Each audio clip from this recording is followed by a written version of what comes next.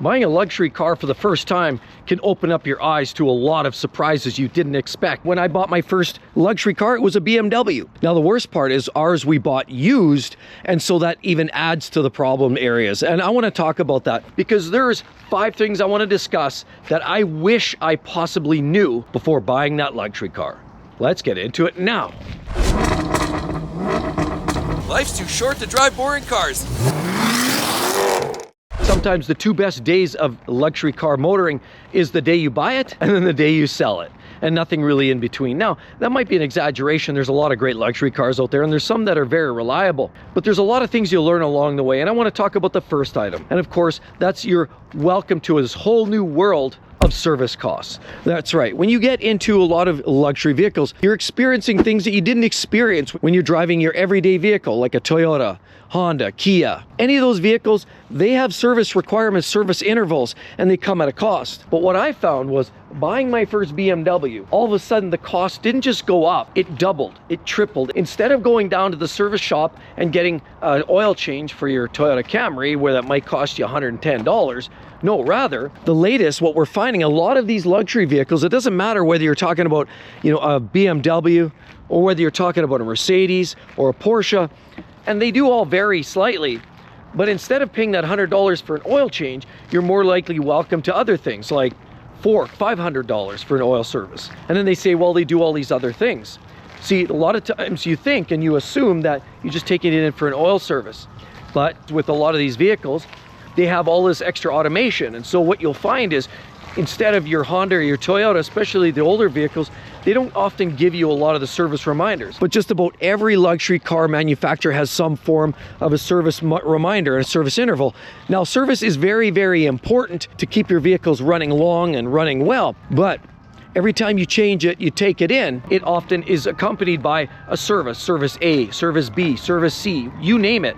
But they're all at different layers, and you don't necessarily know that unless you do some digging. You take your vehicle into the dealer, it says bing, it says a service A, and all of a sudden they say, okay, we'll take care of that for you. Boom. Service A might be a bunch of different things. It could be oil change, filters, it could be your cabin air, engine air, might even be a fuel filter, and in some cases it might be big things like differential fluids, transmission fluids, spark plugs, and then it gets really expensive. It's not uncommon to come out of the service bay for a lot of these vehicles and spend $2,000–3,000 for an annual service. And again, the assumption was always that we will pay a little bit more for maintenance, but you almost have horse blinders on. You're almost in love and infatuated with that shiny new paint job and that shiny new performance car with the great trim, and you see all the nice details. A lot of these performance and luxury vehicles often give you some really intricate headlights. They give you some nice paint work, all kinds of extra features like that, bigger rims. Well, guess what? Those big rims come at a cost, because now look at this tire is at R21, if you see right there. So this rubber is way more money than you would find in a lot of garden variety vehicles. And the worst part is they don't wear half as well.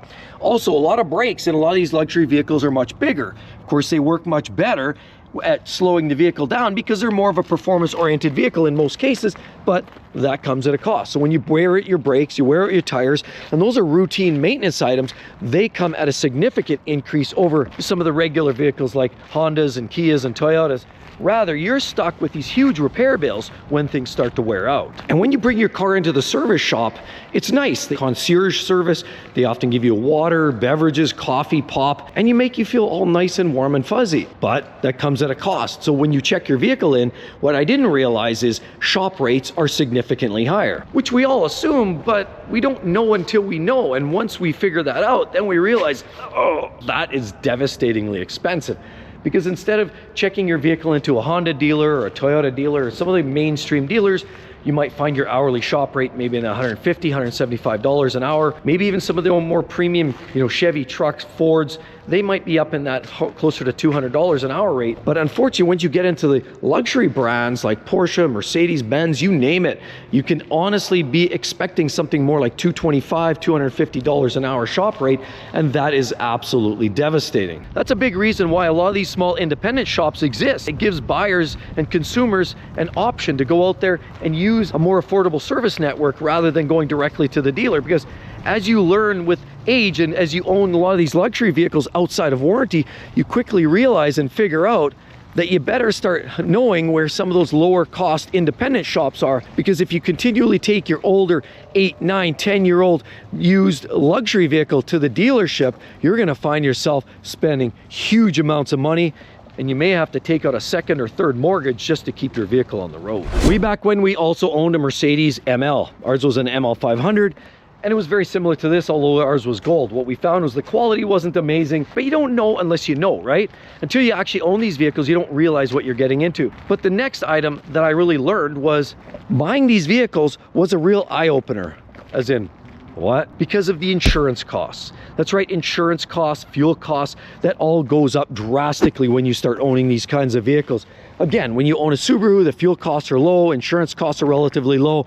You can get insurance for the year round for this vehicle, and it may only cost you $500 or $600 for the year. Whereas this vehicle, if you get full coverage, the insurance costs are much higher because the replacement cost is much higher, parts are much higher. If this gets banged and bruised, that's going to be expensive to replace. If you have glass coverage, that's going to be expensive to replace. These mirrors aren't cheap.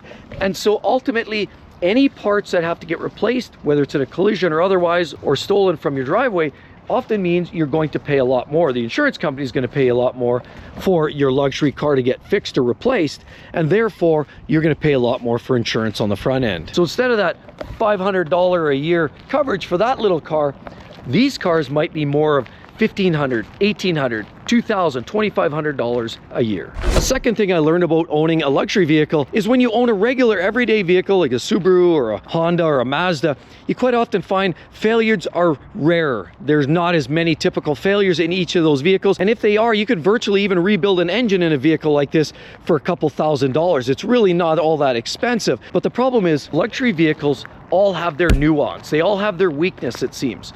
I mean, for example, BMWs.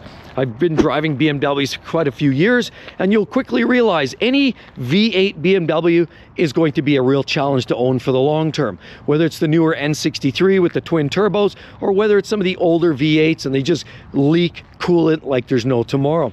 As well, you quickly realize which are the better engines or which are the ones that you absolutely must avoid.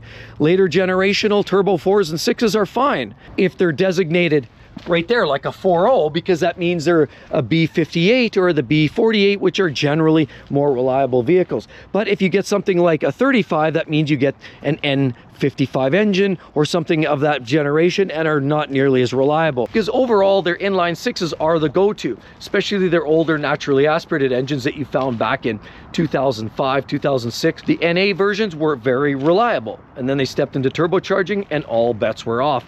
So every brand seems to have something.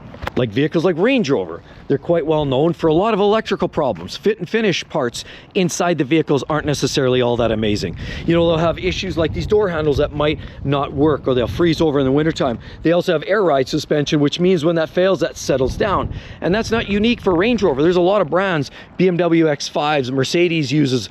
Obviously, there's a lot of brands in the more premium versions or upscale models that utilize products like air ride suspensions for self-leveling or just improving the ride quality. But that comes at a cost, huge cost for reliability and your wallet when those parts start to fail. And I also realized not all vehicles are the same within the same brand, because you look at a Porsche Cayenne like this, torque converter, automatic transmission, and a variety of different drivetrains.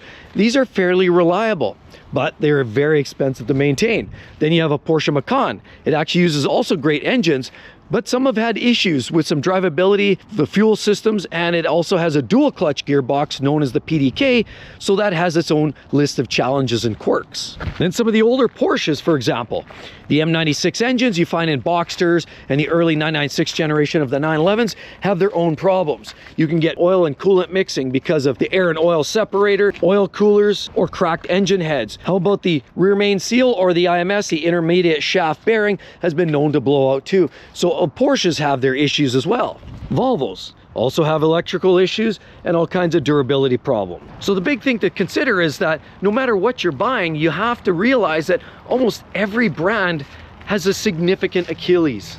That's right, that one thing. It doesn't matter, it's that one thing almost every brand just sort of misses the boat on, and it's going to cost you huge money. The big question is, how do you manage that, or do you avoid it in the first place? So that's something that I learned about owning luxury vehicles. And looking at a regular vehicle like this is another one of those eye-openers. When you've been thinking about buying luxury vehicles and then you take that step or that leap, you quickly realize that there's something else unique. Now, here we have a Volkswagen. This is the Atlas. You'll see this one's the V6, but that's because that's the outgoing version, has the V6. Now, actually today, all you can get is the newest and greatest is a turbo 2-liter 4-cylinder under the hood for the latest version of the Atlas. Same vehicle, full-size SUV. These things are absolutely huge. But did you realize these are also on a platform like a Lamborghini Urus, Porsche Cayenne, Audi Q8. They're all wearing more or less the same chassis design, and a lot of the parts are shared. It's basically the same vehicle, dressed up or dressed down. And when you buy a luxury vehicle, you're open and exposed to a whole new plethora of drivetrains. That's right, it should be obvious, but it's not always that obvious, because when you're buying an upscale version of the downscale car, it could all be shared. They're sharing a lot of the same sheet metal and some of the same parts, but you step into the game. There's always going to be an upscale and a downscale. You think about brands like Audi is the upscale version of a Volkswagen. And it's not always sharing the same parts, but structurally and design-wise, it's often very, very similar. Even brands like Toyota right here, including their big brother brand, the Lexus, also has some differentiation. Toyota usually giving more drivetrains that are hybrid, smaller engines, 2.5-liter 4-cylinder. And of course, some of those are teed up to the hybrid drivetrains. Of course, then you move up to Lexus, naturally the luxury brand, and you're stepping into bigger engines, more potent drivetrains. Toyota's Land Cruiser giving you a 2.4-liter turbo 4 hybrid. Now instead of the GX 550 on the same chassis, gives you a twin turbo V6. You get the gist? Same thing with the IS series of cars in Lexus. You get a lot of the V6s and some great engines with an upgrade even available as a V8. But you step into the Toyota space, none of those engines are even available. So as I started to realize, as I started to own these luxury vehicles, you start doing your research, investigation, and you start to see that there's some big differences. It may be on the same skin, it may have a lot of similarities, but there are some major differences, and it usually relies on higher performance, more potent drivetrains, better gearboxes, bigger brakes, and all kinds of the other greatness that makes the vehicle handle better, go faster, and keep you more luxurious at the same time. Another big eye-opener when you start buying luxury vehicles is the massive depreciation. Now here's a non-luxury vehicle, the Jeep Wrangler. Not necessarily known for the highest level of reliability, but in fact they're popular. And it's also one of those vehicles that holds some of the strongest value in the market. Buy it, drive it, and own it for say 5 years, step out of it and still get 85% of your value back out of it. These actually hold significant amount of their original value. But these vehicles absolutely do not. And so when you're looking at other vehicles, now in the luxury car realm, some are certainly worse than others. But the biggest shocker when you start buying luxury vehicles like Range Rovers, like Mercedes-Benz, like Audis, unless there's some specialty model, you're likely going to experience a significant amount of depreciation, much more than you would with your regular car. So it's not just a matter of losing more money. You expect that when you pay more on the front end for these vehicles, you're actually losing a much higher percentage. That's right, a lot of these vehicles here, when you buy these, you could pay $100,000, $150,000, and even for the full-size Range Rover, you could even be welcome to a sticker of $200,000. But you'll find after 5 years, a lot of those vehicles lose as much as 50, 60, even 75% of their original value. So could you imagine owning this, buying it brand new, owning it for 5 years, and then trying to trade it in, and the dealer says, we'll give you $20,000 for it? Oh, damaging blow. And I didn't realize that the depreciation was that brutal and that gruesome when you buy your luxury cars brand new. But along with that, the flip side is, I've also learned a little trick. Because of the heavy depreciation, instead of buying them brand new and suffering that massive fate of heavy depreciation, I usually buy my vehicles 3, 4, 5 years old and make sure that I keep a lot of that money in my wallet. So instead of buying a brand new, and a lot of times what we've end up going to do is shopping around, finding the right vehicle that might be 3 or 4 years old, possibly have a little residual warranty, maybe a CPO added to it, buy it from a caring owner, and as well, hopefully the mileage isn't all that high. I often shop for vehicles that have, you know, in that 20, 30, 40,000 mile range and may only be 2 or 3 years old. And then I'm finding myself saving a ton of money on depreciation rather than buying them brand new, and then you have to throw all the taxes, the fees, and the extras on there only to find out that all goes away. Because things like paint protection film, mag locks, mud guards, and great little all-weather floor mats are all things that you don't get that money back. They're nice to have when you buy your vehicle new because you want to keep it in good shape, but you don't get that money back. When you sell it, you have to take a hit. So ultimately, buying used luxury cars have always struck the right chord for me. I love luxury cars. I know there's always the drawbacks. As you get closer to that point where there's no longer warranty, there is a risk. That's where doing my homework has been extremely critical to make sure that I'm not buying the wrong vehicle, that I know where those weaknesses are, that I know that those weaknesses have been addressed, and that I'm buying it from an owner who's actually taking care of the vehicle. That way, I'm saving a ton of money. Even sometimes with some of these luxury vehicles, you know, even after 2 or 3 years, you're still able to save $20,000, $30,000, $40,000.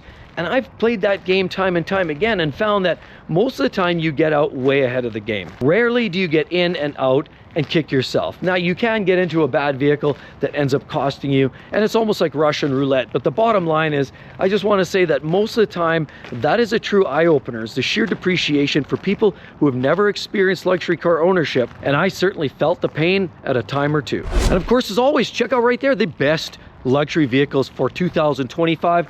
You're gonna definitely love that one. Hope to see each and every one in the next one. Catch you real soon. Bye-bye.